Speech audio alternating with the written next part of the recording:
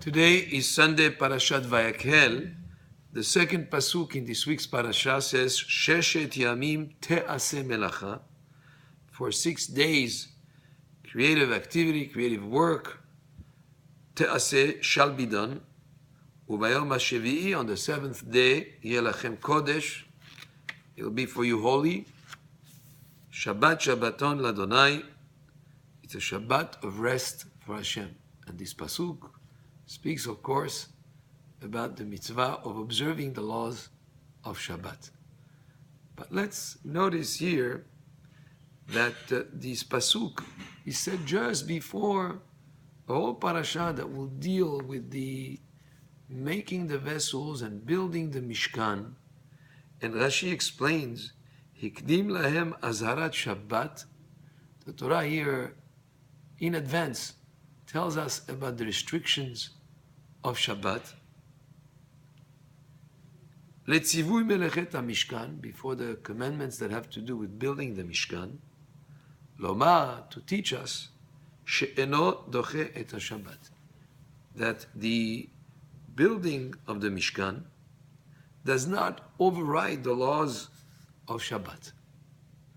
And therefore, even the building of Mishkan being such an important activity, as building a kind of it's a sanctuary to sort of like host the Shekhinah, the divine presence in this world, even such an important and holy activity does not override the laws and the restrictions of Shabbat. And from this we learn also this idea of Shabbat next to the Mishkan is also, by the way, what gives us the laws of what is forbidden to do on Shabbat. There are tal melachot, 39 types of activities that are forbidden to do on Shabbat.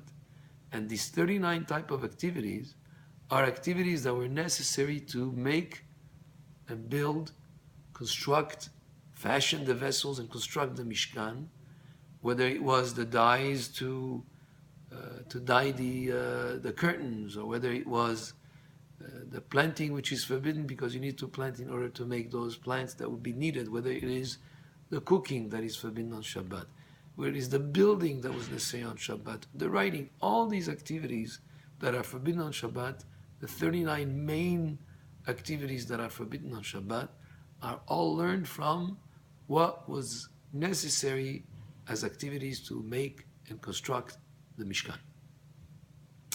Another idea that is insinuated in this pasuk, Sheshet Yamim Te'aseh Melacha Ubayom HaShevi'i Yelachem Kodesh.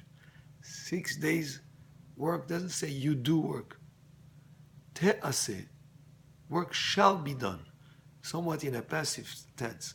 Of course you have to do your due diligence, and of course a person has to be involved in the activity of work or whatever during the 6 days.